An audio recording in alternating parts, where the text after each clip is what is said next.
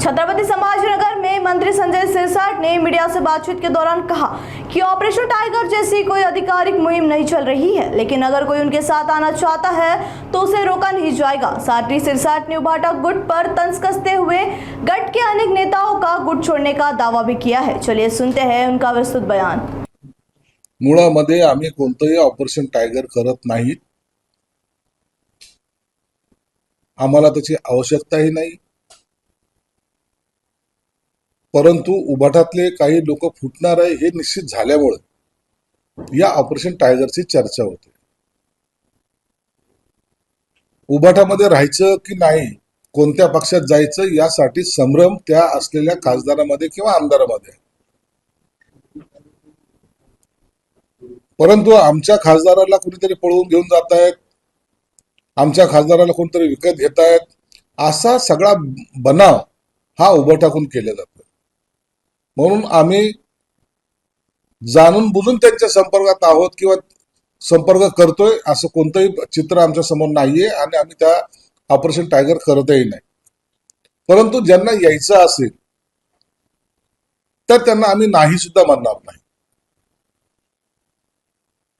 काही दिवसामध्ये याचा परिणाम त्यांना पाहायला मिळेल। उभाटाचे प्रवक्ते हे काँग्रेसचे प्रवक्ते असं सारखं बोलायला लागलेले आहेत। म्हणून आता या पक्षाचं भवितव्य निश्चित काय आहे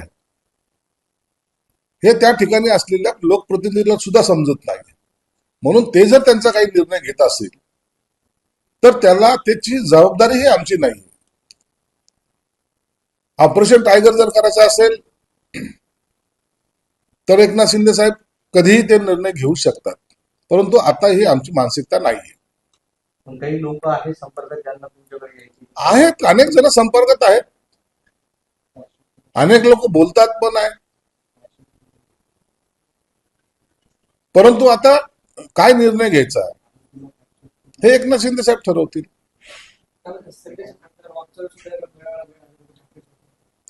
व उभाटाच्या मेळाव्याला हजर राहणे आणि त्यातून काही निष्पन्न न होणे हेच तर त्यांचे आलेलं फ्रस्ट्रेशन त्या खासदारांना आहे।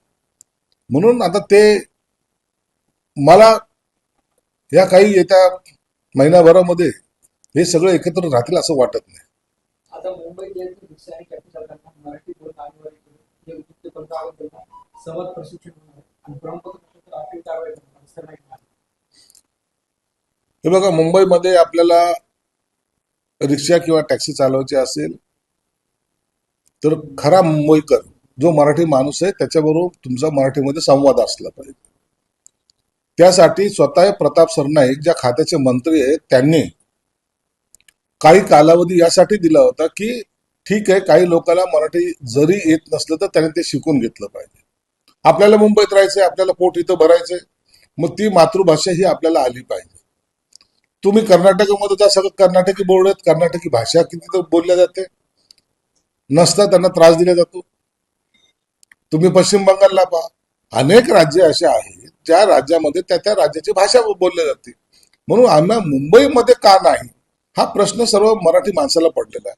म्हणून त्यासाठी मग क्लासेस सुद्धा आम्ही चालू केले आणि आता जर ते एवढं करून जर ते ऐकत नसतील तर ती मुजोरी समजलं जाईल आणि मग त्याच्यावर कारवाई केली जाईल।